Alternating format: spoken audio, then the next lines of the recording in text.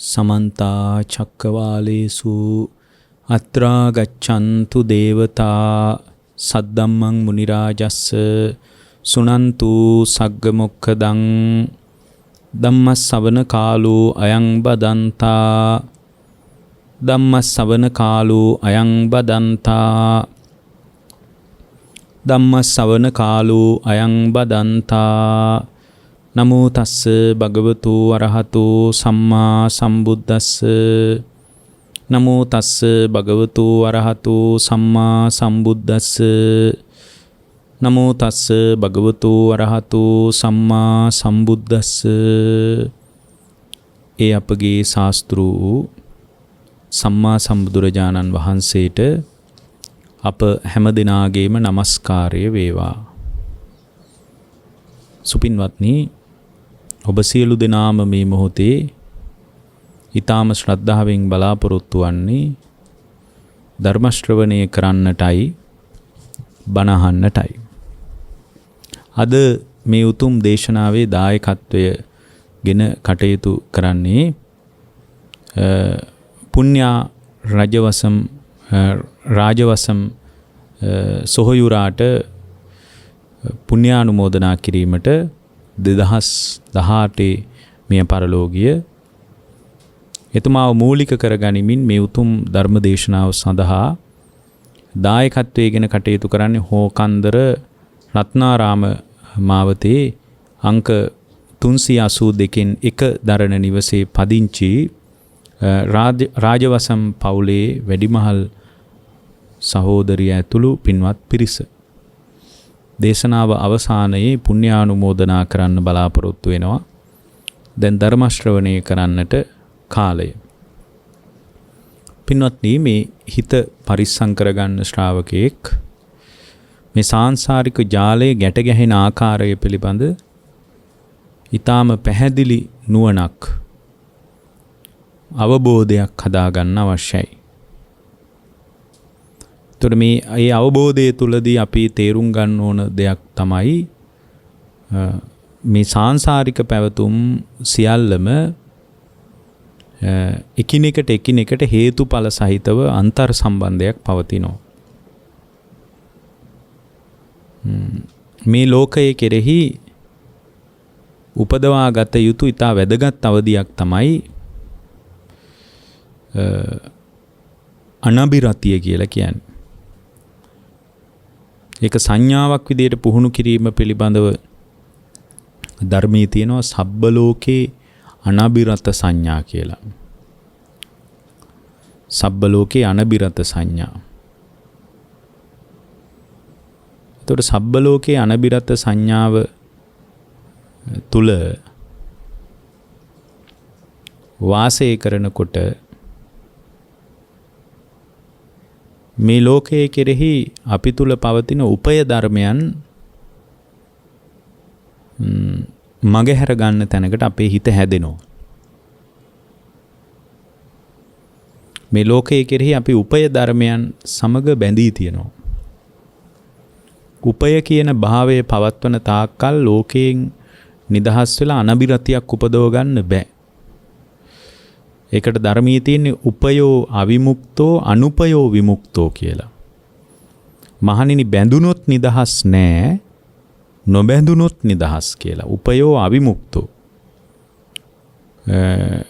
බැඳුනොත් නිදහස් නෑ, උපයෝ අවිමුක්තෝ. විමුක්ත නෑ, අනුපයෝ විමුක්තෝ. නොබැඳුනොත් නොබැඳිච්ච තැනක නිදහස් භාවයක් තියෙනවා.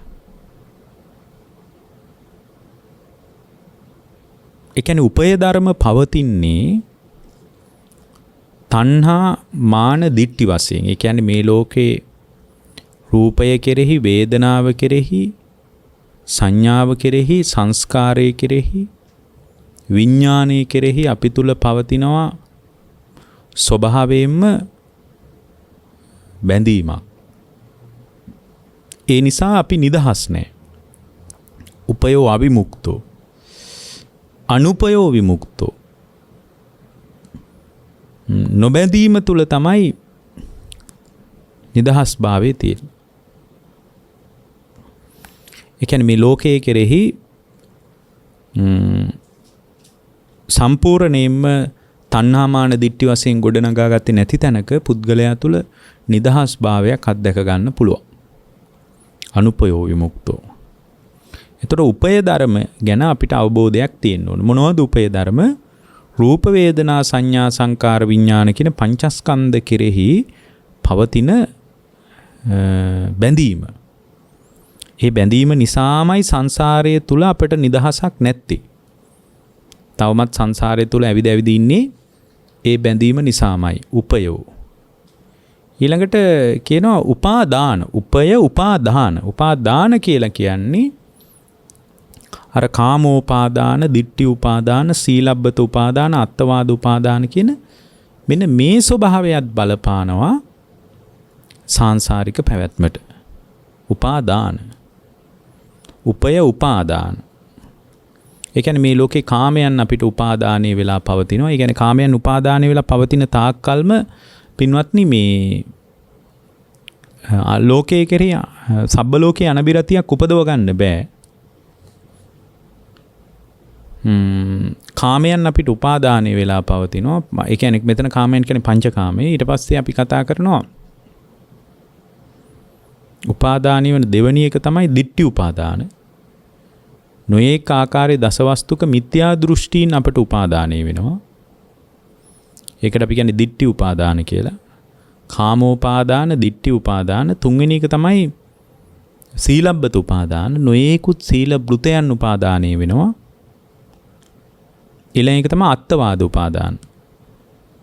මේ ස්කන්ධ ලෝකයේ තුල මම මගේ ආත්මය කියලා මේක උපාදානීය වෙලා පවතිනවා. එතකොට ඒ උපාදානයේ නිසාම මිනිසු පින් කරනවා, පව් කරනවා, ධ්‍යානත් දියුණු කරනවා. ඒවට අනුව නැවත නැවත විපාක ස්කන්ධයන් ටිකක් හම්බ වෙනවා. ඕක තමයි වෙන්නේ. නැවත නැවත විපාක ස්කන්ධයන්ම Tamanට මුණ ගැහෙනවා. මේක සාමාන්‍ය ලෝකයේ කෙනෙක්ගේ ක්‍රියාත්මක වීම, ක්‍රියාවලිය. ඊට වඩා මොකක්වත් සාමාන්‍ය ලෝකයේ කෙනෙක් තුළ අත්දකින්න ලැබෙන්නේ නැහැ. මොකක්වත් වෙන්නේ නැහැ. එතකොට කාමෝපාදාන, ditthi උපාදාන, සීලබ්බත උපාදාන, අත්තවාද උපාදාන කියන මේ උපාදානයත් බලපානවා. මේ උපාදානයේ වීම නිසාම ලෝකයේ කෙරෙහි අනබිරතියක් උපදව ගන්න පුළුවන්කමක් නැහැ. අපිට භව නිට්ටියක් පවතින්නේ. භවයේ කෙරෙහි කැමැත්තක්. එතකොට උපය උපාදාන. තුන්වෙනි එක තමයි අබිනිවේෂ. ගිල්ලගෙන බැසගෙන ඉන්න ගතියක් අපට තියෙනවා. ආත්මීය වශයෙන් බැහැගෙන ඉන්න ගතියක් තියෙනවා. ඒකට අපි කියනවා අත්තා අබිනිවේෂ කියලා. මේ ලෝකයේ කෙරෙහි ගිලගෙන බැසගෙන ඉන්න ගතියත් බලපානවා මේ භව නිට්ටිය පිණිස. එකෙන් අයින් වෙලා අනබිරතිය පිණිස උපය උපාදාන අබිනිවේෂ ධර්මයනුත් බැහැර කරන්න ඕන. උපය උපාදාන අබිනිවේෂ ඊළඟට තමයි ආශ්‍රව. මේ ආශ්‍රව කියන දේවලුත් බලපානවා සංසාරේ නැවත නැවත පැනවෙන්න. කාමාශ්‍රව, භවආශ්‍රව, අවිජ්ජාශ්‍රව කියන මේ ආශ්‍රව ධර්මනුත් බලපාලා තමයි නැවත නැවත සංසාරේ පැනවෙන්නේ. මේ ආශ්‍රව කියන්නේ හරි භයානකයි. මේ ආශ්‍රව සහ අනුසය ධර්ම. ආශ්‍රව කියන්නේ මේ සංසාරේ අනාදිමත් කාලයක් තිස්සේ පල්වෙවි තියෙන දේවල්. අනුසය ධර්ම කියලා කියන්නේ මේ හිත තුල පින්වත්නි බොහෝ කාලයක් තිස්සේ තියෙන දේවල්. අනුසය ධර්ම. අනුසය ධර්ම තියෙනවා කාමරාගානුසය, පටිඝානුසය, මානානුසය, විචිකිච්ඡානුසය, භවරාගානුසය, අවිජ්ජානුසය ආදී අනුසය ධර්මයන් හිත තුල පවතින තාක්කල් අනබිරතියක් උපදව ගන්නත් බෑ. කියන්නේ අනුසය තියෙන තාක්කල්ම පින්වත්නි මේ විඥාණයට ඕජාව ඇදලා ගන්නවා. හරියට මහ විශාල රුක්ෂයක මුදුන් මුල විසින් පොළවේ සාරයේ ගහට අදිනවා වගේ. අනුසය ඔබට මතක ඇති අර බීජ සූත්‍රය එහෙම අපි මීට කලින් කියලා තියෙනවා. ඒ සූත්‍ර වලින් අපිට පැහැදිලි වෙනවා මේ අනුසය විතරක් තිබ්බත් පුද්ගලයා උපතක් කරා යන විදිය. උපාදාන ඕනත් නැහැ. පින්වත්නි සිතුවිලි ක්‍රියාත්මක වීම කියන එක මේ ඕලාරික මට්ටමින් ඒ කියන්නේ පුද්ගලයෙක් තුළ චේතනත් නැහැ යංච චේතේති යංච පකප්පේති කිව්වේ පකප්පේති කිව්වේ ඒ කල්පනා කරන්නෙත් නැහැ ඒකට අනුව. මොකද ඒ කල්පනා කරන්නේ සංකාර ධර්මයන් හිතට ගලාගෙන ඉන්නේ. කල්පනා කරන්න. ඒක කල්පනාත් නැති වෙන්න පුළුවන්. දැන් ඔකට අපි ගන්න උදාහරණය තමයි පොඩි ළමයෙකුට කල්පනා නැහැ නේ මොකක්වත්. දැන් පොඩි ළමයෙකුට ඔබ මේ මාසයක් විතර වෙන මාසයක් නෙමෙයි ඊට වඩා වැඩි ළමයෙකුට උනත් අරගෙන පෙන්නන්නකෝ මේ බලන්න මේ වාගේ කාර් එක වාගේ තාත්තට මේක අයිති. ඉස්සරහට ඔයාට තමයි මේක අයිති කියලා කාර් එක පෙන්නන්නකෝ. ඒ ළමයාට මොකක්වත් චේතනාවක් කල්පනාවක් නැහැ. ඇති වෙන්නේ නැහැ. හැබැයි චේතනත් කල්පනත් නැති වුණාට ඔය බීජ සූත්‍රයේ පැහැදිලි කරද්දී අපි ඒක ඉතාම ලස්සනට පැහැදිලි කරලා තියෙනවා. යංච අනුස්සේති ආරම්මනම් මේතන් විඥානස්ස තිතිය. අනුසේ විතරක් තිබ්බත් විඥානෙ පිහිටනවා. ඒ නිසා මේ අනුසේ කියන தત્ත්වය බොහොම බැරෑරුම් පින්වත්නි. මොකද මේ අනුසේ පමණක් තියෙන තැනක උනත් නැවත විඥානයක් පිහිටන්න පුළුවන්. යංච අනුස්සේති. අනුසේ විතරක් තිබ්බත් ඇති. අනුසේ විතරක් තියෙන තැනක පවා නැවත විඥානයේ ප්‍රතිසන්දියක් ලබනවා. විඥානයේ පිහිටනවා. ඒ නිසා මේ අපි තුල අනුසේ වශයෙන් අනාදිමත් කාලයක් තිස්සේ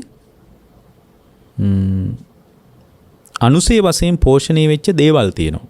කාමරාගානුසේ තියෙන තාක්කල් පින්වත්නි මේ නැවත භවයක් පැනවෙනවා. කාමරාගානුසේ, පටිඝානුසේ, මානානුසේ, විචිකිච්ඡානුසේ, භවරාගානුසේ ආදී මේ අනුසේ ධර්මයන් තියෙනවා කියන්නේ එතනයි කල්පනාව වුණත් නැහැ, චේතනාව වුණත් නැහැ. එතන පින්වත්නි දිගින් දිගට භවයක් එතන ඒ තුලම භවයක් පැනවෙනවා. ඒ නිසා අපි මේ ස්වභාවය ඉතාම හොඳින් තේරුම් අරගෙන ඒ තැන අපේ ප්‍රතිසන්දිය ලැබමින් මේ සාංශාරික ජාලයේ පැනවෙන ආකාරය පිළිබඳ ඊටාම පැහැදිලි නුවණක් අපි හදාගන්න අවශ්‍යයි. ප්‍රතිසන්දි චතුස්කයක් තියෙනවා. එකක් තමයි අපාය ප්‍රතිසන්දිය. තව එකක් තමයි කාමසුගති ප්‍රතිසන්දිය. මේක ටිකක් ගැඹුරුයි වගේ හිතෙන්න පුළුවන්. ඊළඟට රූපාවචර ප්‍රතිසන්දිය. රූපාවචර ප්‍රතිසන්දිය ඊට පස්සේ අරූපාවචර ප්‍රතිසන්දිය. මේ විදිහට ප්‍රතිසන්දි හතරක් තියෙනවා. මේකට කියන්නේ ප්‍රතිසන්දි චතුස්කය කියලා. දැන් මේවා අතරත් බෙදීමක් තියෙනවා. දැන් අපාය ප්‍රතිසන්දි එකයි. ඒකට බලපාන්නේ අකුසල් විපාක උපේක්ෂා සහගත සම්තීර්ණ සිත. ඒක බලපාලා තමයි අපාය ප්‍රතිසන්දිය ලබන්නේ. මරණාසන්න කාලයේදී මේ අකුසල් කර්මයක් හරි මේ අකුසල් කර්ම නිමිත්තක් හරි අපාය ගති නිමිත්තක් හරි වැටුණාම ඒ සත්වයාගේ ඒ සත්වයාගේ ප්‍රතිසන්දිය ලබද්දී අපාය ප්‍රතිසන්දිය පැත්තට ඒ පුද්ගලයා ඇදිලා යන්න තියෙන අවස්ථාව හරිම වැඩි පින්වත්නි. දැන් අපිට ඒක ඊටාම හොඳින් පේනවා. ඒ තමයි පින්වත්නි අද ගොඩාක් දෙනෙක් මරණාසන්න මොහොතේ බොහෝ දෙනෙක්ගේ අපාය ප්‍රතිසන්දියයි තියෙන්නේ. හේතුව මේ මරණාසන්න මොහොතේ නිකන් තේරෙන ශෛලියෙන්ම කිව්වොත් එහෙම මේ ලොකු කතා අමුතු වචනත් ඕනේ නැහැ. දැන් මේ අභිධර්ම වචන වලට මිනිස්සු කැමති තමයි. නමුත් ඉතින් ඔය කියන තරම් අභිධර්ම ඉගෙන ගත්ත කිසි කෙනෙක් සෝවාන් වෙලත් නැහැ මම දන්න විදියට නම්. මොකද එහෙම මේ ජීවිතයේ තුලදීම ධර්මයේ ප්‍රතිඵල නැත්තම් ඒවා නිකන් ගණන් හිලව් ඇතුව මතක තියාගත්ත කියලා ලොකු අර්ථයක් නැහැ. ගරහාවට නෙමෙයි කියන්නේ. හිත පිළිබඳ යම් කිසි තේරුම් බේරුම් කර ගැනීමකට මේ කාරණා අවශ්‍ය වුණාට පින්වත්නි මේවා පිළිබඳ ඇති කරගන්න නුවණ, මේවා පිළිබඳ අපි තුල ඇති කරගන්න පළල් කල්පනාව අපිට සෝතාපන්න වෙන්නවත් උදව් කරන්නේ නැත්නම් ඒ දැනුම නිකම්ම දැනුම් පරාසයක් විතරයි පින්වත්නි. ඒකේ ලොකු යහපතක් නැහැ. නමුත් ඔබ එකක් දැනගන්න. ලෝකේ මේ ප්‍රතිසන්දි චතුස්කයක් තියෙනවා. ඒක අපාය ප්‍රතිසන්දිය, කාමසුගති ප්‍රතිසන්දිය, රූපාවචර ප්‍රතිසන්දිය, අරූපාවචර ප්‍රතිසන්දිය. ඒතර අර උපය ධර්මයන්, උපාදාන ධර්මයන්, අබිනිවේෂ ධර්මයන්, අනුසය ධර්මයන් තියෙන තාක්කල් එයාගේ ප්‍රතිසන්දිය සිද්ධ වෙනවා. නැවත නැවත ප්‍රතිසන්දිය සිද්ධ වෙනවා. එතකොට මේ ප්‍රතිසන්දිය අපි මුහුණ දෙන ඉතා අවදානම් සහිත தත්ත්වය තමයි කොහේ උපදීද කොහොම වේද කියලා අපිට තේරෙන්නේ නැහැ. එතකොට ඒකේ ලොකු අවදානමක් අපිට තියෙනවා පින්වත්නි. දැන් අපි දන්නවා මේ කාම සුගති ප්‍රතිසන්දිම 9ක් තියෙනවා. එතකොට කාම සුගති ප්‍රතිසන්දිය පිණිස ඒ කර්ම විපාකයන් ගැන පවා වර්තමානයේ කතා කරනවා. නමුත් ප්‍රතිසන්දිය නම් කවර ආකාරයකින්වත් නොලැබිය යුතු තත්ත්වයක්. එක අපාය ප්‍රතිසන්දිය හෝ කාම සුගති ප්‍රතිසන්දිය හෝ රූපාවචර ප්‍රතිසන්දිය හෝ අරූපා. ඉතින් ಭಾರತයේ ගොඩාක් දෙනෙක් හිතාගත්ත මේ අපාය ප්‍රතිසන්දිය කොහොමත් නරකයි. කාම සුගති ප්‍රතිසන්දියත් අර්ථපූර්ණ නෑ. ඒ අස්සෙත් දුකේ භාවිතයන් තියෙනවා. හොඳම දේ තමයි රූපාවචර ප්‍රතිසන්දිය කරා යන එක. සමහර එතනින් එහාට ගියා අය කල්පනා කළා හොඳම දේ අරූපාවචර ප්‍රතිසන්දිය කරා යන එක. මේ විදිහට ඒගොල්ලන්ට තිබුණා මේ භාවිතය ගැන කියවීමක්. නමුත් බුදුරජාණන් වහන්සේ තමයි මතක් කළේ අපාය ප්‍රතිසන්දිය හෝ කාමසුගති ප්‍රතිසන්දිය හෝ රූපාවචර ප්‍රතිසන්දිය හෝ අරූපාවචර ප්‍රතිසන්දිය හෝ කවර තැනක ප්‍රතිසන්දිය ලැබුවත් අවුලක් තියෙනවා. ප්‍රතිසන්දිය නම් කවර තැනකවත් නොලැබිය යුතුයි. ඒතර ප්‍රතිසන්දිය පිණිස උපකාර වෙන්නේ අර උපය උපාදාන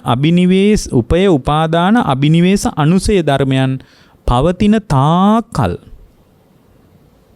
මේවා යම් තාක් කාලයක්ද පවතින්නේ ඒ තාක් කාලයක් පින්වත්නි ප්‍රතිසන්දිය පැනවෙනවා.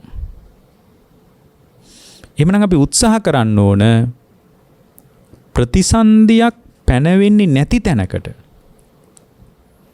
ප්‍රතිසන්දිය නොපැනවෙන තැනකට හිත හදාගන්න.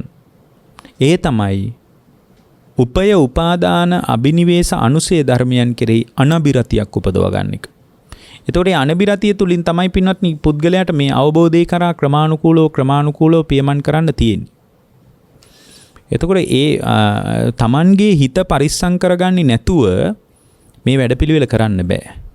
අනබිරතියක් උපදවා ගන්නවා කියන්නේ මේක හිත තුළ ඇතිවෙන මහා විශ්ලේෂී ක්‍රියාවලියක්.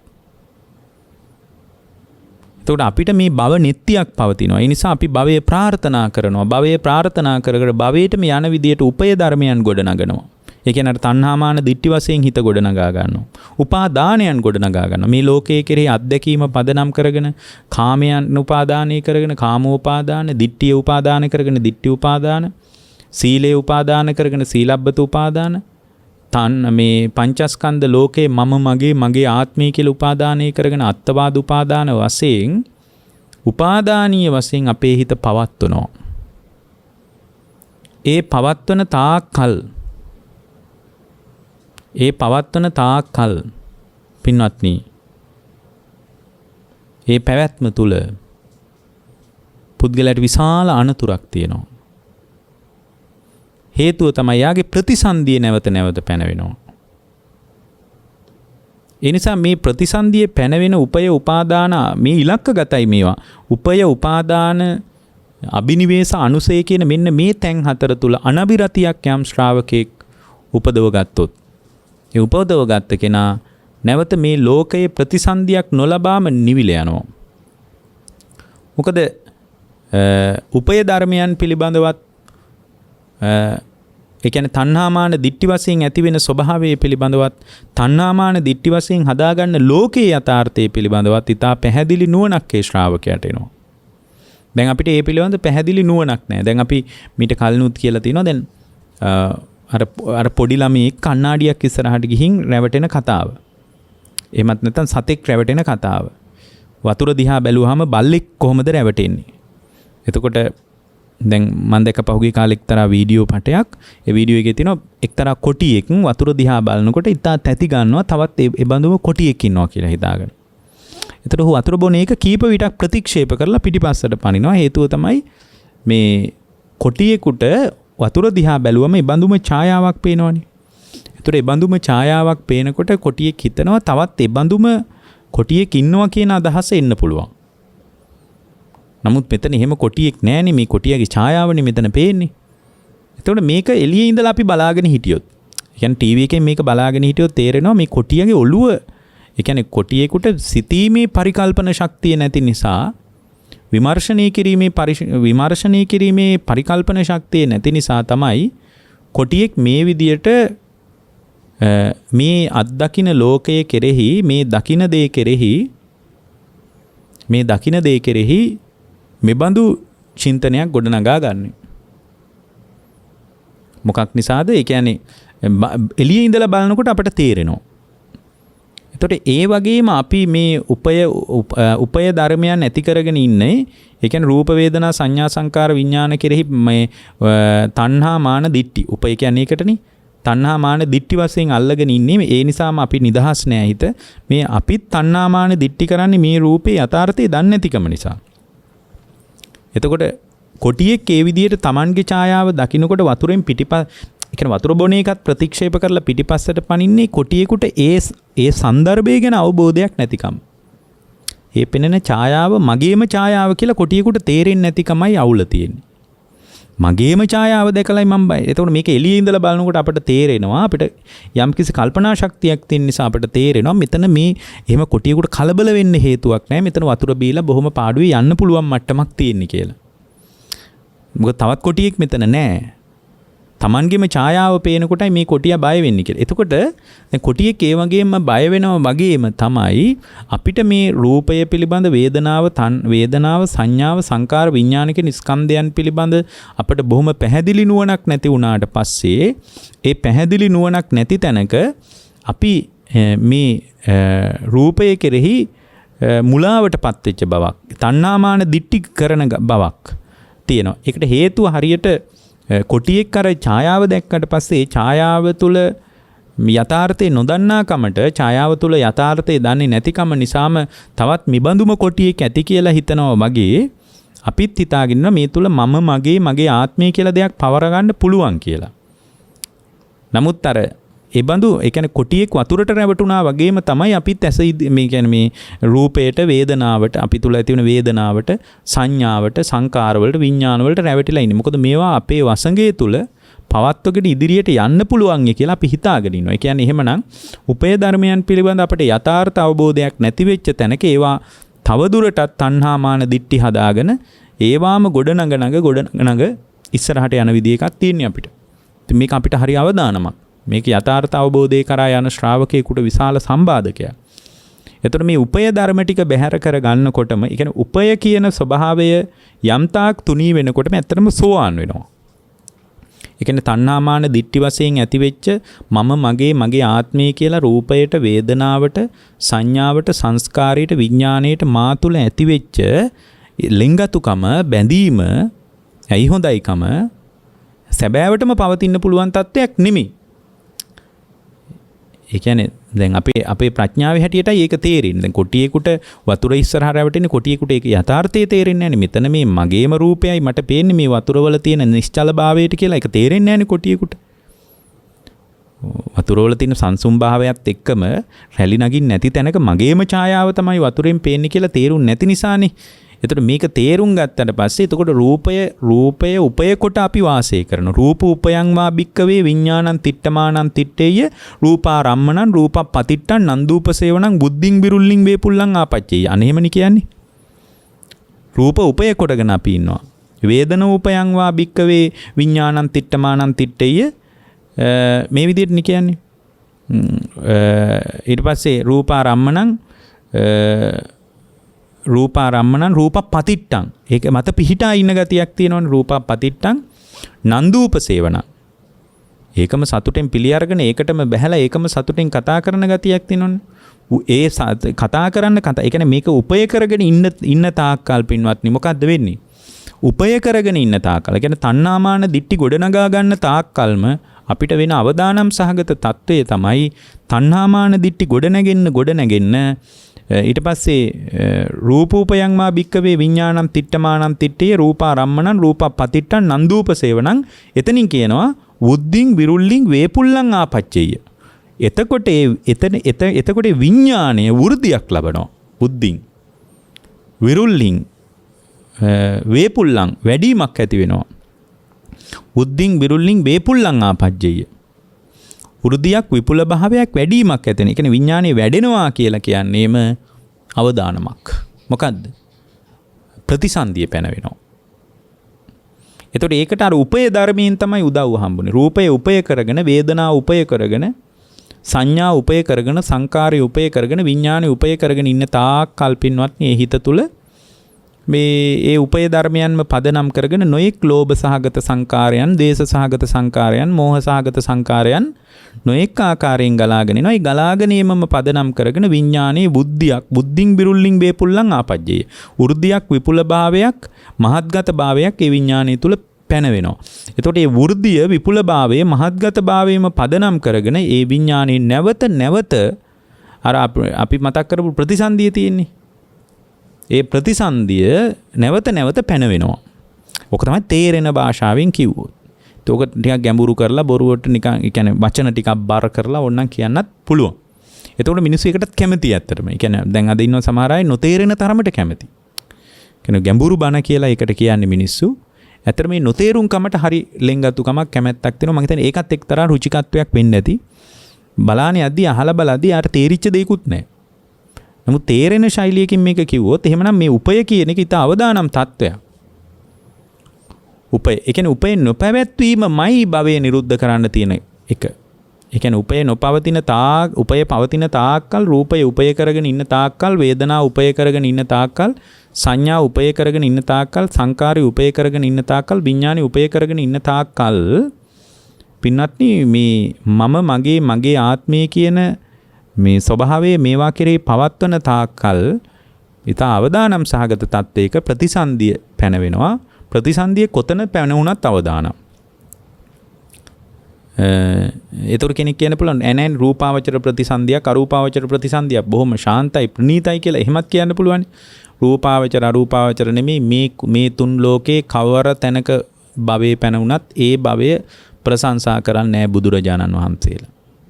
ඒ නිසා මේ උපය ධර්මයන් අයින් කරගන්න. ඒක තමයි අපි හැමදාම දේශනාවල කොතනින් හරි පටලවලා කියන්න උත්සාහ කරන්නේ. මේ පංචස්කන්ධයේ කෙරෙහි පවතින මගේ ආත්මය කියලා දකින්න එක අයින් කරගන්න කියලා. එතකොට තමයි අනුපය. උපය නැහැ එතන. තණ්හාමාන දිට්ටි කරන්නේ නැහැ යා. අනුපයෝ විමුක්තෝ. ඒ අනුපය භාවයේ නිසා මෙයාගේ හිත විමුක්ත ස්වභාවයටපත් වෙනවා. විමුක්ත ස්වභාවයටපත් වෙනවා. අනුපයෝ විමුක්තෝ. එතකොට උපය නිසා අවිමුක්ත භාවයත්, අනුපය නිසා විමුක්ත භාවයත්. ඒ කියන්නේ එයා ඇත්තටම මේ ලෝකයේ කෙරෙහි අර මේ පංචස්කන්ධයේ කෙරෙහි ඇතිවෙන තණ්හාමාන දිට්ටි කරන ගතිය අයින් වෙනවා කියන එකම තමයි පින්වත්නි අනුපය කියලා කියන්නේ. අනුපයෝ විමුක්තෝ. එතනයි විමුක්ත සිත උද්ගත වෙන්නේ. විමුක්ත සිත උද්ගත වෙන්නේ. එතකොට විමුක්ත ස්වභාවය ඊටාම වැදගත් දෙයක් පින්වත්නි ජීවිතේට. විමුක්ත ස්වභාවය. මොකද විමුක්ත ස්වභාවයේම ඒ කියන්නේ හිතේ මිදීමම තමයි නිර්වාණය කියලා අපි කතා කරන්නේ. එහෙමනම් උපාදාන කියන එකත් අපි මීට කලින් මං හිතන්නේ මේ ආසන්නයේම දේශනාවක් උපාදානය කියන්නේ මේ තනිකරම මේ ලෝකේ කාමයන්වත් දිට්ඨියවනේ තමන්ගේම හිත උපාදානය කරගන්න කියලා මේ නුදුරු දිනකම අපි දේශනාවක් කළා. ඒ නිසා උපාදානය ගැන කියන්න උත්සාහ කරන්නෙත් නැහැ. අබිනිවෙස් කරන ගතියක් හැම වෙලාවකම තියෙනවා. අත්තාබිනිවේස ආදි වශයෙන් අර බැහැගෙන ඉන්න ගතියක්, ඒවට රිංගගෙන ඉන්න ගතියක්, ඒ කියන්නේ ආත්මීය වශයෙන් බැහැගෙන ඉන්නවා. ආලයක් වශයෙන් බැහැගෙන ඉන්නවා. ඒකට කියන්නේ ආලයාබිනිවේස කියලා. ආත්මීය වශයෙන් ආලයේ වශයෙන් බැහැගෙන ඉන්නවා. ඒවට බැහැගෙන ඉන්නකොට වෙන මොකක්වත් පේන්නේ නැහනේ. ඒ කියන්නේ ඒකට බැහැගෙන ඉන්නකොට ඒ බැහැගෙන ඉන්න ටික තමයි පේන්නේ. ඒකට බැස්සට පස්සේ වටපිටාවවත් පේන්නේ නැහැ. ඒ අබිනිවේෂ කරන එකේ භයානකම ඒකයි. දැන් අර ගෙම්බෙක් ලිඳේම ඉන්නකොට ඒකටම බැහැගෙන ඉන්නකොට එයාට ලෝකයේ ගැන සංවේදීකමක් නැහැනේ. එතකොට එක දවසක් ගෙම්බෙක් මේ එහෙම ලිඳක ඉන්නකොට මේ කෙවුලෙක් බොහොම දුර ඉඳලා ඉගිලිලා ඇවිල්ලා අර ලින් කටේ වහලා තියෙනවා. වහම මහලා තියෙනවා මේ කොහෙද ඉඳලාද එන්නේ කියලා. එතකොට අර ගෙම්බට මේ කුරුල්ලා කියනවලු මම මේ සතපුම් ගානක් දුර ඉඳලා දුර ගමනක් ගෙවාගෙන මම එන්නේ. මං ආවේ පොඩි ගමනක් නෙමෙයි. එහෙම කියලා කියනවලු. එතකොට මේ අර ගෙම්බා කියනවලු නෑ බොරු කියන්න එපා. එච්චර කොහෙද දුර ගමනක් තියෙන්නේ? කොහෙන්ද ආවේ? මම මේ අහසින් පියාඹගෙන ඇවිල්ලා මම මේ ලින් කටේ වැහුවේ. එතකොට අර ගෙම්බ කියනවලු නෑ ඒක වෙන්න බැරි කතාවක්. මොකද අහස කියන්නේ ලින් කටටත් වඩා පොඩි එකක්. මේ මේ ලිඳේ බැම්මටත් වඩා පොඩි අහස. මොකද එයාට ලිම් බැම්ම හරහානේ අහස පේන්නේ. එතකොට ලිඳේ කටේ ප්‍රමාණයෙන් තමයි යාට අහස පේන්නේ. එතකොට එයා හිතනවා නෑ ලිම් බැම්ම ඊට වඩා ලොකුයි අහස ඊටත් වඩා පොඩි වගේ තැනක. ඒ කියන්නේ අර අබිනිවේෂ කරනකොට ඕක තමයි වෙන්නේ. අර බැහැගෙන ගිලගෙන ඉන්නකොට ඒ බැහැගෙන ඉන්න පරාසය විතරයි තේරෙන්නේ. ඒ වපසරියට වඩා පේන්නේ. ඒ වපසරියට වඩා පේන්නේ නැතිකොට ලෝකේ මේ පින්වත්නි නිර්වද්‍යතාවයක් ගොඩ නැගෙන්නේ නැහැ. ලෝකේ හැම වෙලාවකම සාවද්‍ය වශයෙන් පේන්න පටන් ගන්නවා. ඒක හරි අවදානක්. ඒ සාවද්‍යතාවය. ඒකට අර බැහැගෙන කොච්චර උගත් කෙනෙක් වුණත් ඒකටම බැහැලා ඒක කරද්දී සමහර විට ගැඹුරු පරිශ්‍රණයකවත් අර්ථය එන්නේ නැහැ. මේ විද්‍යාත්මක පරිශ්‍රණයකවත්. අර එක මිනිස්සෙක් හිටියලු එයා පළඟැටියෙක් අරගෙන පරිශ්‍රණයක් කරලා තියෙනවා. එක කකුලක් කපලා ජම්ප් කිව්වලු අඩි 4ක් විතර පැන්නලු. අනිත් කකුල කපලා ජම්ප් කිව්වලු අඩි 2ක් විතර පැන්නලු. දැන් කකුල් දෙකයි තියෙන තවත් කකුලක් කපලා ජම්ප් කිව්වලු තවත් අඩියක් විතර ඊළඟ කකුලත් කැපුවලු. දැන් මේක නිකන් උපහාසාත්මකයි වගේ හිතුණාට මේකේ හරි ලස්සන අදහසක් ගන්න පුළුවන්. ඊළඟ කකුලත් කවලු ජම්ප් කියන පනින්නේ නැහැ. බැරිම තැන නිගමනයේ තමයි කකුල් හතරම කැපුවාම මේ ගෙම්බෙක්ගේ කන් ඇහෙන්නේ නැහැ කියලා. ඒ කියන්නේ පළඟැටියගේ කන් ඇහෙන්නේ නැත. එතකොට දැන් ඒ කියන්නේ ඒකටම බැහැගත්තට පස්සේ ලෝකේ මේ විනිවිද භාවය ගැන ගැටලුවක් එනවා. ඒ කියන්නේ ලෝකේ වෙන සංවේදීතාවයක් නැති වෙන්නේ. එතකොට ඒ කියන්නේ එයා අර පරිශ්‍රණයටම බැහැලානේ හිටියේ. ඒ කියන්නේ අර අබිනිවේෂ කරනවා කියන්නේ අන්න ඒකයි. අත්තාබිනිවේෂ ආත්ම වශයෙන් බැහැගෙන ගිලගෙන ඉන්නවා. එතකොට අර ලෝකයේ සංවේදීකම පිළිබඳ බරපතල අරුබුදයක් ඇති වෙනවා. ලෝකේ වෙන දෙයක් පේන්නේ නැතුව යනවා. තමන්ගේ දෘෂ්ටියෙන් විතරයි පේන්නේ. එතකොට ඒක හරි අවදානමක්. ඒකට ගිලගෙන බැහැගෙන ඉන්නවා. දැන් ඒ ගිලගෙන බැහැගෙන ඉන්න එකේ අවදානමක් තියෙනවා අබිනිවේෂ කරන එක. එතකොට අබිනිවේෂ, අත්තා අබිනිවේෂ, ආලය අබිනිවේෂ ආදී අබිනිවේෂයන් ගැන අපි මීට කලින් කියලා තියෙනවා. ඊළඟට අනුසය. මෙන්න මේ ටික තියෙන තාක්කල් ප්‍රතිසන්දිය පැන වෙනවා. එතකොට ප්‍රතිසන්දිය පැන වෙනවා මේ හැම දෙයකටම මුල හිත. උපය ඇති වෙන්නේ හිත තුල. උපාදානය ඇති වෙන්නේ හිත තුල. බාහිර ලෝකේ නෙමෙයි. කාමයන් උපාදානය කරගන්නවා කියලා තමන්ගේ හිතනේ උපාදානය කරගන්නේ. වෙන දෙයක් නෙමෙයි. ඊට පස්සේ කාමෝපාදාන, දිට්ඨි දෘෂ්ටි උපාදානය කරගන්නේ හිතින්. සීලබ්බතයන් උපාදානය කරගන්නේ හිතින්. අත්වාද උපාදානය කරගන්නේ හිතින්. අබිනිවෙස් ගිලගෙන බැහැගෙන ඉන්නේ හිතින්. ඊට පස්සේ අනුසය ධර්මයන් මේ ඇඟේ ඇති වෙන්නේ නැහැ. මෙන්න මෙතන තමයි රාගානුසය තියෙන්නේ, මෙතන තමයි පටිඝානුසය තියෙන්නේ කියලා මේ ඇඟේ කොහෙවත් පෙන්වන්න බෑ. බලාන යද්දී ඔක්කොම හිතේ අවුලක් තියෙන්නේ. එතකොට හිත පරිස්සම් කරගන්න බැරි වුණොත් එහෙම අවදානමක් තියෙනවා. ඒකයි කියන්නේ අභාවිතං ඒවං අභාවිතං චිත්තං කියලා කියන්නේ. අභාවිත සිතක් නම් තියෙන අභාවිත සිතේ අනතුරක් තියෙනවා. කොහොමද අනතුර මතුවෙන්නේ? අභාවිත සිත හරියට සෙවිලි නොකළ වහලයක් වගේ. අභාවිත හිත මොන වගේද? සෙවිලි කරපු නැති වහලයක් වගේ. එතකොට මේ අභාවිත සිත තුල ඒ කියන්නේ අභාවිත සිත කියලා කියන්නේ අර අකුසල් සිත් කියලා අපි කතා කරන්නේ. අභාවිතයි සිත. අකුසල් සිත් 12ක් තියෙනවනේ. ඒකම තමයි අභාවිතයි කියලා කියන්නේ. අභාවිතයි. එතකොට ඇත්තටම මේ අකුසල් සිත් කියලා කතා කරන්නේ වෙන මොකක්වත් නෙමෙයි. ලෝභ මූල සිත් 8යි. ද්වේෂ මූල සිත් 2යි. මෝහ මූල සිත් 2යි. මේක මේ කෙටියෙන් තේරෙන මට්ටමින් කිව්වොත් ලෝභ ද්වේෂ මෝහ ගැනම තමයි ප්‍රායෝගිකව තමන් අත්දකින අත්දැකීම තුළ ඇති වෙන ලෝභය. බොයි ලෝභය ගැනත් ලොකු පරිශ්‍රණ ඕනේ නැහැ. ගැඹුරින් පරිශ්‍රණ ඕනේ නැහැ. මේ කියන්නේ තමන්ව විඩාවටපත් වෙන විදියට මේවා එකක්වත් මතක තියාගන්න එපා. ලෝභය මැනගන්න ලොකු හේතු ඕනේ නැහැ ඇත්තටම. මේ සරලවම ඊටාම සරල දේවල් වලින් ඇපල් ගෙඩි දෙකක් ගත්තට පස්සේ ලෝභය තියෙනවද කියලා හොයන්න ගොඩක් ඕනේ. ඇපල් ගෙඩි දෙකක් ගත්තට පස්සේ ඔබට හිතෙනවා නම් මේ මට ලොකු ඇපල් ගෙඩිය ඕන දෙනකොට පොඩි ඇපල් ගෙඩිය දෙන්න ඕන කියලා ඔබට හිතෙනවා නම් ලොකු ඇපල් ගෙඩිය තියාගන්න. කාට හරි දෙනකොට ඔබට හිතෙන්නේ ලොකු ඇපල් ගෙඩිය තමන්ගේ බෑග් එකට දාගෙන පොඩි ඇපල් ගෙඩිය දෙන්න නම් එතන ලෝභය තියෙනවා. තමන් අත්දකින්න ලෝකයේ තුල තමන් ලෝභයට මුහුණ දෙන විදිය ප්‍රායෝගිකව අත්දකින්න. ගණන් හිලව මතක තියාගන්න එකම නෙමෙයි. දැන් සිත ලෝභයත් සමගම අරමුණකට යනකොට පින්වත්නි අරමුණේ රසය විඳින චෝදනාව ආකාර දෙකයි තියෙන්නේ. ඒක සෝමනස්ස සහගත හෝ උපේක්ඛා සහගත හෝ දිට්ඨිගත හෝ දිට්ඨි රහිතව හෝ අසංකාරිකව හෝ සසංකාරිකව සිත සමග නැගී එනවා. ඒ අනුවම ලෝභය සමග සිත නැගීනකොට 8 ආකාරයකින් බෙදලා දක්වන්න පුළුවන්. ඉතින් ඕක ඕන ගැඹුරින් කියනවනම් 8 ආකාරයකින් බෙදලා දක්වන්න පුළුවන්. එතකොට මේ 8 ආකාරය තමයි දැන් ඔය අභිධර්ම ක්‍රමයට අනුව ලෝභ මූල සිත් 8ක් තියෙනවා. සෝමනස්ස සහගත දිට්ඨිගත සම්පයුක්ත අසංකාරික සිත. එකයි. ඊට පස්සේ කතා කරනවා සෝමනස්ස සහගත දිට්ඨිගත විප්පයුක්ත අසංකාරික සිත. මුලින් කිව්වේ සම්පයුක්තනේ. දැන් කියනවා විප්පයුක්ත. මේවා ඉතින් පැහැදිලි කරන්න තවත් දේශනාවක් අවශ්‍ය වෙනවා.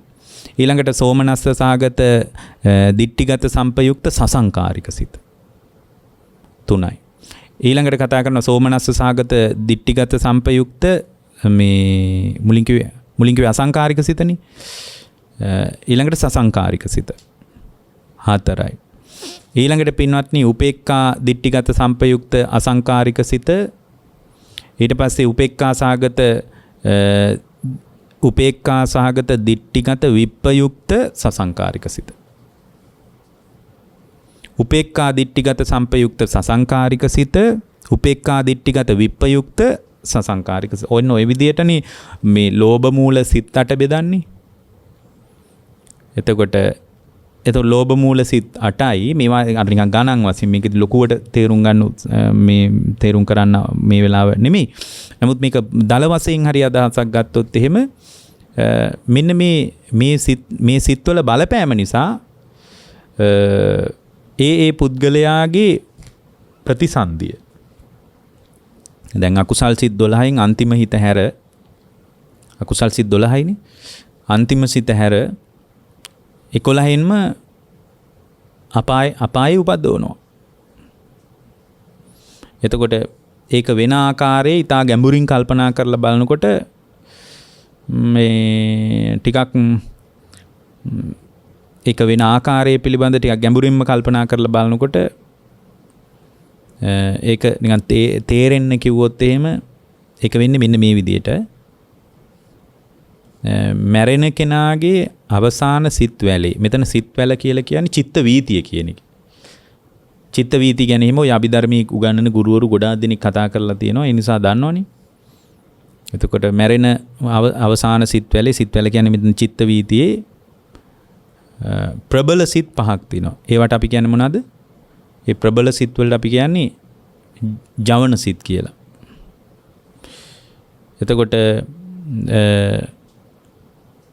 මෙන්න මේ ක්‍රියාවලිය තුල පින්වත්නි විහිදට අර 11න් එකක් එනවා. එතකොට ඒ අනුව අපායේ උපදිනවා. මේ ප්‍රතිසන්දිය ලැබීම පිළිබඳ අභිධර්ම ක්‍රමයට අනුව විස්තර වෙන ආකාරය. දැන් අපි සාමාන්‍ය භාවිතය තුල කතා කරන්නේ චුතිසිත අනුව අපි මේක චුතිය සහ ප්‍රතිසන්දිය ගැන ඉස්සරහට දේශනාවක් කරන්නම්. එතකොටත් තේරුම් ගන්න පුළුවන්. චුතිසිත අනුව ප්‍රතිසන්දිසිත ඇති වෙනවා කියලා තමයි සාමාන්‍ය භාවිතය තුල කතා බහ කරද්දී කියන්නේ. නමුත් ඇත්තටම සිද්ධ වෙන්නේ මරණාසන්න සිත් පැලේ ජවන සිත් අනුව ප්‍රතිසන්දිසිත ලැබෙන එක. ඒක තමයි වෙන්නේ. එතකොට මේක ඉස්සරහට අර ප්‍රතිසන්දිය සහ චුතිය සම්බන්ධ දේශනාව පැහැදිලි කරගත්තාම ඔබට තේරෙවි. දැන් අපි නිකන් සංඛ්‍යා වශයෙන් හරි මෙතන අකුසල් සිත් ටික කතා කරගත්තොත් දැන් ලෝභ මූල සිත් 8යි. ඒ 8 තමයි අපි අර ඉස්සෙල්ලා කිව්වේ. ඊළඟට ද්වේෂ මූල සිත් 2ක් තියෙනවා.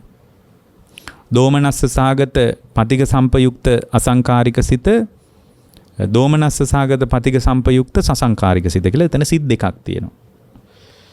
මේ කතා කරන්නේ පොදුවේ කතා කරන ලෝභ දේශ මොහයම තමයි. ඉතින් අර ගැඹුරට ගිහින් සංඛ්‍යා වශයෙන් නාම මාත්‍ර සහිතව පැහැදිලි කරනවා නම්. එතකොට මෙතන ද්වේෂසිත කියන එකත් තෝරගන්නවා නම් මේ සිත ද්වේෂයත් එක්කම අරමුණ ගන්නකොට අරමුණේ රසයේ විඳින වේදනාව දෝමනස්ස සාගත හෝ අරමුණ කරේ ඇතිවන විරුද්ධ ස්වභාවය අනුව ද්වේෂ මුල් සිත් ආකාර දෙකකට විස්තර වෙනවා. මේ දෙක තමයි ඔය අපි කතා කරන්නේ. දෝමනස්ස සහගත පටික සම්පයුක්ත අසංකාරික සිතත්, දෝමනස්ස සහගත පටික සම්පයුක්ත සසංකාරික සිතත් කියලා කතා කරන්නේ. හැබැයි මේ සිත්වල ආවේනික ස්වභාවය මීට වඩා අපි තේරුම් කරගන්න ඕන. නමුත් මේ දේශනාවට අපිට කාලයක් නැති නිසා මම මේ නිකමට අර සිත ගැන කියාගෙන ආවිලා මේ සිතේ ප්‍රභේද ටිකවත් මෙතන කියන්න ඕන කියලා උත්සාහ කරලායි මම මේ කියන්නේ.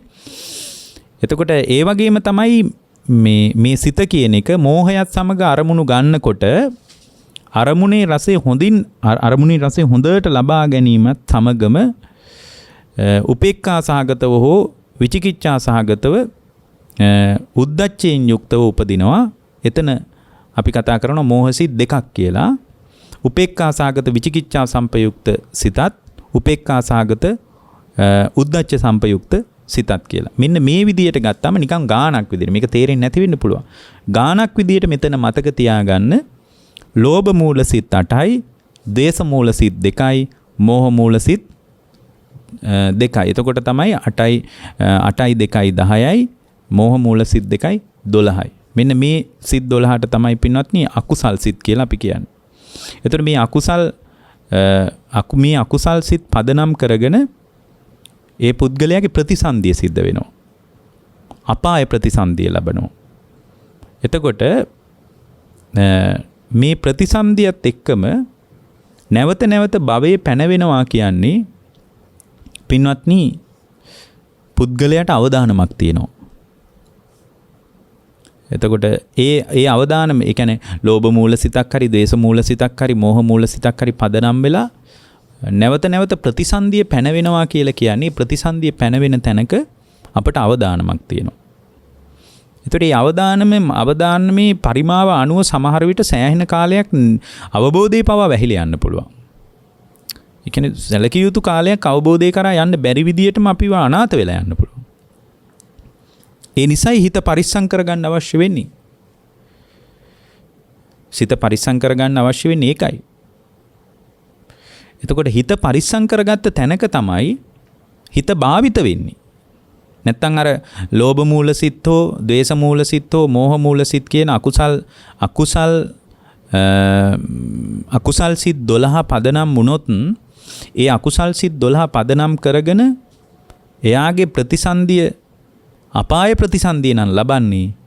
එතන පින්වත්නි එයා අනතුරේ වැටෙන්නේ පොදුවේ ගත්තොත් අභාවිත හිත නිසා. අභාවිත හිතට උපකාරය හම්බ වෙන්නේ වෙන මොකෙන්වත් නෙමෙයි අර උපාදාන අබිනිවේෂ අනුසය කියන ධර්මයන් වලින්. එතකොට මේ උපාදාන අබිනිවේෂ අනුසය කියන ධර්මයන්ගෙන් අනුග්‍රහය ලැබෙන්න පින්වත්නි නොයෙක් ආකාරයේ අකුසල් සිත් උපදිනවා. ලෝභ ද්වේෂ මෝහය පදනම් කරගෙන අකුසල් වලට බර වෙච්ච අභාවිත සිතක් නම් එයා තුල තියෙන්නේ. ඒ අභාවිත සිතක් පින්වත්නි සුගතිය ගෙනියන්න පුළුවන් කමක් නැහැ. එතකොට එවැනි අභාවිත හිතක් හැදෙන්නේ කොහොමද කියලා හේතු සහිතව විමසනකොට පොදුවේ ගත්තාම අපිට පේන දේ තමයි අර අපි මුල ඉඳලම කියාගෙන ආපු උපාදාන අබිනිවේෂ අනුසය කියන ස්වභාවයන් මත ඒ පුද්ගලයා සිතින් කයෙන් වචනයෙන් නැවත නොඑක ආකාරයේ කර්ම සිද්ධ කරගන්න තැනකට යාගේ ජීවිතේ ගොඩ නැගෙන එකයි. ඒ ගොඩ නැගීමම පදනම් කරගෙන හිත අභාවිත වෙන්න ඒ අභාවිත හිත හරියට ධර්මීය තෝරන්නේ කොහොමද? ධර්මීය තෝරන්නේ හරියට බාගෙට වහපු වහලයක් වගේ. බාගෙට නම් වහලේ වහලා තියෙන. ඒ කියන්නේ හරියට වහලේ සෙවිලි කරලා නැත්තම් ඒ බාගෙට සෙවිලි කරපු වහලේක පින්වත්නි අවදානමක් තියෙනවා. වැස්සට තෙමෙනවා. අවුවට වේලෙනවා. අභාවිත හිත. ඒ අභාවිත හිත තුල තමයි මේ ලෝභ මූල සිත් උපදින්නේ. ද්වේෂ මූල සිත් උපදින්නේ. මෝහ මූල සිත් උපදින්නේ. එතකොට ලෝභ ද්වේෂ මෝහ ආදී වශයෙන් ලෝභ ද්වේෂ මෝහ වශයෙන් තමන්ගේ හිත තුල නොයෙක් ආකාරයේ අකුසල් ධර්මයන් ජනිත වෙනවා කියලා කියන්නේම පින්වත්නි බොහෝ හරියට මේ එතන අපි ධර්මයට අනුවම බැලුවොත් එහෙම හරියට බරක් උස්සගෙන ඉන්න මිනිහෙක් ඒ බර බිම තිබ්බා වගේ ආදුගතිය යනවා. අවදානමක් තියෙනවා පින්වත්නි. එතකොට මේ අවදානමින් නිදහස් වීම පිණිස කල යුත්තේ හිත භාවිතා කිරීමයි. තේරෙනම තැනකට ඇවිල්ලා කිව්වොත් උපය ධර්මයන්ගේ යථාර්ථයේ තේරුම් අරගෙන අනුපය ස්වභාවයකට හිතපත් කර ගැනීමයි. උපාදාන ස්වභාවයේ අවදානම තේරුම් අරගෙන උපාදානයෙන් හිත නිදහස් කර ගැනීමයි. අභිනිවේෂයන් ගිලගෙන බැසගෙන ඉන්න ගතියක් මේ හිත තුල පවතිනවා. ඒ ගිලගෙන බැසගෙන ඉන්න ස්වභාවය තුල ඒ ගිලගෙන බැසගෙන ඉන්න මේ තුල සාරයක් නැති බව තේරුම් අරගෙන ගිලගෙන බැසගෙන ඉන්න ස්වභාවයෙන් හිත මුදවා ගැනීමයි. අභිනිවේෂ කරන ගතියෙන් අයින් වීමයි. අනුසේ වශයෙන් බොහෝ කාලයක් තිස්සේ වැඩිච්ච රාගානුසේ, පටිඝානුසේ, මානානුසේ, භවරාගානුසේ, විචිකිච්ඡානුසේ, මානානුසේ ආදී අනුසේ ධර්මයන්ගෙන් හිත මුදවාගෙන අනුසය සම්පූර්ණයෙන් අයින් කරලා දැමීම කරන්න පුළුවන් නම් ඒක වඩා යහපත්. නමුත් අනුසය පවතින තාක්කල් සුගතියේ ගියත් නිදහස් නැහැ. ඒ නිසා පින්වත්නි මේ තමන්ගේ හිත භාවිතා කරගන්නවා නම් එයා තුළ මේ අනබිරතිය කියන එක උපදවා ගත යුතුයි. අනබිරතියක් පිණිස ධර්මමය විකල්පයකට ඔබ යා යුතුයි. ඒ ධර්මමය විකල්පය තුළ තමන්ගේ හිත ප්‍රවේශම් කරගන්න එක ලෝකේ පින්වත්නි කාටවත් කරලා දෙන්න පුළුවන් එකක් නෙමෙයි. තමන්ගේ හිත පුහුණු කරගන්න එක කාටවත් ලෝකේ කරන්න බෑ. තමන්ගේ හිත භාවිතා කරන තැනකට ගොඩනගා ගන්න එක තම තමා විසින් කරගන්න ඕන එකක්.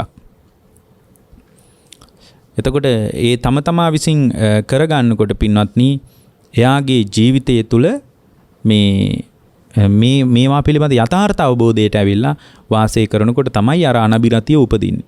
මොකද්ද අනබිරතිය කියලා කියන්නේ කියන එක ඔය හරි ලස්සනට තේරෙනවා ගිරිමානන්ද සූත්‍රයේ. කතමාචානන්ද සබ්බ ලෝකේ අනබිරත සංඥා ඉදානන්ද බික්ඛු යේ ලෝකේ උපයුපාදානං චේතසෝ අදිට්ඨානාබි නිවේසානුසයා තේ පජහන්තෝ විරමති න උපාදියන්තෝ අයං උච්චතානන්ද සබ්බ ලෝකේ අනබිරත සංඥා කියලා පැහැදිලි වෙනවා. ආනන්ද මේ භික්ෂුව විසින් ලෝකේ කෙලෙසුන්ට බැසගෙන උපය උපාදාන වශයෙන් චේතසෝ අදිට්ඨානාබි නිවේසානුසයා තේ පජහන්තෝ විරමති න උපාදියන්තෝ. එහෙමයි මේ අනබිරතිය ගැන ගිරිමානන්ද සූත්‍රයේ පැහැදිලි කරන්නේ. කෙලෙසුන්ට බැසගෙන එයම ග්‍රහණය කරගෙන සිතින් අදිටන් කරගෙන දැඩිව අල්ලගෙන ඉන්නවා. බැසගෙන ගිලගෙන දැඩිව අල්ලගෙන ඉන්නවා. ඒ දැඩිව අල්ලගෙන ඉන්න තාක්කල් පින්වත්නි හිත අභාවිතයි. දැඩිව අල්ලගෙන ඉන්න තාක් අදිටන් කරගෙන නොයෙක් දෘෂ්ටිවල පැටලිලා ඒකටම බැසගෙන ඒවාම පවත්වමින් සම්පූර්ණයෙන්ම වාසය කරනවා. අන්න ඒ කෙලෙස් දුරු කරන්නේය. එහි නොඇලෙන්නේ. ඒට ග්‍රහණය නොවන්නේ. ඒ කියන්නේ ඒකට අහුවෙන්නේ නැහැ කියන අදහසින් මේ ලෝකයේ කෙරෙහිම නොඇල්මේ සංඥාව ඇති කරගත්තොත් එයාගේ හිත භාවිතයි. භාවිත හිතක් දුගතිය යනවා කියන එක පැනවෙන්නේ නෑ පින්වත්නි. භාවිත හිතක් තුළ දුගතිය යනවා කියන එක පැනවෙන්නේ නෑ. උපය උපාදාන චේතසෝ අදිට්ඨානාබි නිවේසානුසයා තේ පජහන්තෝ විරමතින උපාදියන්තෝ කියන ස්වභාවය තුළ යම් ශ්‍රාවකයෙකුට ගොඩනැගෙන්න පුළුවන් වුණොත් ඒ ගොඩනැගෙන පුද්ගලයා තුළ අර අකුසල් සිත් උපදින්නේ නැතුව සම්පූර්ණයෙන්ම හිතෙන් නිදහස් වෙච්ච ශ්‍රාවකයෙක් විදියට, හිතෙන් මිදුණු ශ්‍රාවකයෙක් විදියට, සම්පූර්ණයෙන් හිත කෙලෙසුන්ගේ මුදවාගත්ත පුද්ගලයෙක් විදියට අවබෝධය කරා පියමන් කරන්න අවකාශය ලැබෙනවා. එතකොට මේ අවබෝධය කරා පියමන් කරන ශ්‍රාවකයෙක් තුළ පිනද පවද ධ්‍යානෙද ඔක්කොම අතහැරිලා යනවා. පිනයි පවයි ධ්‍යානයයි ඔක්කොම අතහැරිලා යනවා. අනබිරතිය උපදිනකොට පින්වත්නි මේක කියන්නේ සබ්බ ලෝකේ අනබිරත සංඥා කියලානේ. එතකොට සම්පූර්ණයෙන්ම සියලු ලෝකයෙහිම නොයල්මක් ඇති වෙනවා. Tamanගේ ස්කන්ධ ලෝකයේ කෙරෙහිත්, බාහිර ලෝකයේ කෙරෙහිත්, අභ්‍යන්තර බාහිර ලෝකයන් කෙරෙහිත් ඒ වගේම පින්වත්නි එතනින් එහාට ගිහින් අත්දකින්න යම් අත්දැකීමක් තියෙනවා නම් ඒක ධර්මයේ නාමයෙන්ද විය හැකි සියල්ලම අතහැරලා දානවා. මොකද මිනිස්සු පින් කරන්නේ සමහරට ධර්මයේ නාමයෙන්.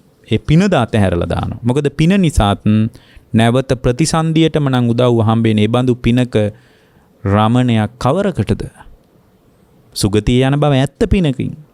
නමුත් සුගතිය ප්‍රාර්ථනා කර කර බුදු සමයේ සම්පූර්ණ දුක නිමා කරගන්න තැනකට අනුශාසනා කරලා තියෙද්දී සුගතියම ප්‍රාර්ථනා කර කර ඉන්න එකත් මොනතරම් දුර්වල අඥාන වැඩක්ද කියන එක තේරුම් අරගෙන සියල්ල කෙරෙහි අනබිරතියක් සබ්බ ලෝකේ අනබිරතියක් උපදව ගත්තට පස්සේ ඒ පුද්ගලයා තුළ මේ ලෝකයෙන් නික්මීමත් සමගම නැවත කිසි දවසක ප්‍රතිසන්දියක් පැනවෙන්නේ නැහැ.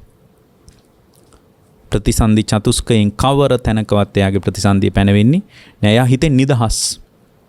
ඒ බඳු හිතෙන් නිදහස් භාවයක් පිණිස මේ උතුම් බුද්ධ දේශනා උපකාර වේවා කියලා අපි අදිෂ්ඨාන කරනවා.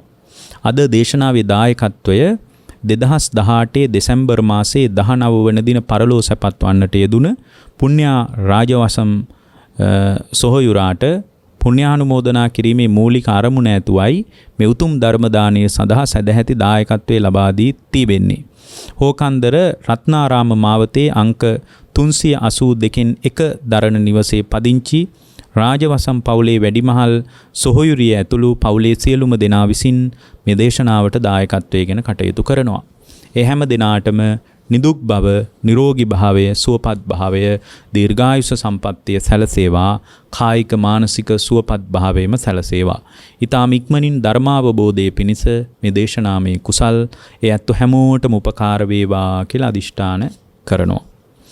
පින්වත්නි, මීට වසර 38කට පෙර පරලෝ සැපත් වුණු ඇල්බර්ට් රාජවසම් පියතුමාටත් වසර 13කට පෙර පරලෝ සැපත් වුණු සිරියාවති එගොඩගේ මවටත් මහින්ද රාජවසම් සහෝදරයාටත් පින් අනුමෝදන් කරන්න බලාපොරොත්තු වෙනවා. පරලෝ සැපත් වුණු පුණ්‍ය රාජවසම් සොහොයුරා ඇතුළු හැම දිනාටම මේ කුසල් උපකාර වේවා. භවගාමී ජීවිතයේ සුවපත් වේවා. ආයති භවයේ සුවපත් වේවා. මේ උතුම් කුසල් හේතු වීම තුල සංසාර දුක් ගෙවා ලබන අමා නිවන් පිණසම මේ කුසලානිසංසයන් හේතු වාසනා වේවා කියලා අපි අනුමෝදනා එකතු කරනවා. ඒ වගේ මේ ඇත්ත බලාපොරොත්තු වෙනවා මීට වසර කීපයකට පෙර මිය පරලෝකීය ලොකු මාමා, ඉස්කෝලේ මාමා, කඩේ මාමා, හින්නි මාමා ඇතුළු ඒ ඇත්තන්ගේ ඥාතිත්වයෙන්ම සිහි කරලා තියෙනවා. තමන්ගේ අනිකුත් සියලුම ඥාතිවරු සිහි කරලා මහින්ද ජයසිංහ මහත්මයාටත් තමන්ගේ පුංචි අම්මාවරු තිදෙනාටත් පරලෝ සැපත් වන්නට යෙදුණු පරම්පරාගත සියලු ඥාතීන්ටත් අනුමෝදනා කරන්න අවස්ථාවක් කරගෙන තියෙනවා. ඒ හැම දිනාටම මේ කුසල් නිවන් පිණසම හේතු වේවා කියලා අදිෂ්ඨාන කරනවා. සුජීවත්ව සිටින සහෝදර සහෝදරියන්ටත් පවුලට සම්බන්ධ වූ සහෝදර සහෝදරයන්ටත් අනෙකුත් සියලුම ඥාතීන්ටත් හිත මිතුරන්ටත් නිදුක් නිරෝගී සුව දිගාසිරි සැලසේවා.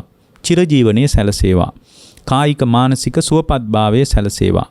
නොවැම්බර් මාසයේ 10 වන දිනට නොවැම්බර් මාස 10 වන දින ජන්මදිනයේ යෙදුන සුයිනීතා රාජවසම් මෙනවියට නිදුක් නිරෝගී සුව දිගාසිරි ප්‍රාර්ථනා කරලා තියෙනවා.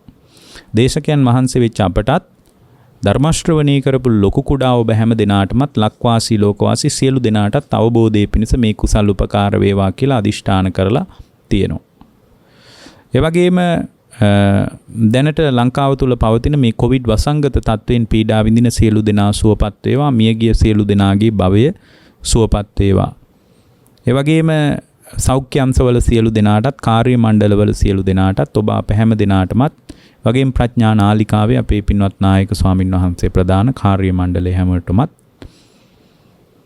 සියලු දෙවියන්ටත් සතරවරන් රජදරුවන් සක්දෙවිඳුන් ප්‍රදාන සියලු දිව්‍ය රාජ මණ්ඩල වලටත් බ්‍රහ්ම රාජ මණ්ඩල වලටත් අවීචයේ පටන් බවාග්‍රේ දක්වා විහිදී පැතිරී පවතින පෙනෙන නොපෙනෙන හැම දිනාටමත් මේ කුසල් නිවන් දොරටුවක් පිණසම හේතු වේවා කියන අදිෂ්ඨාණයෙන් දේශනාව නිමා කරනවා. ඔබ හැම දිනාටම තෙරුවන් සරණයි.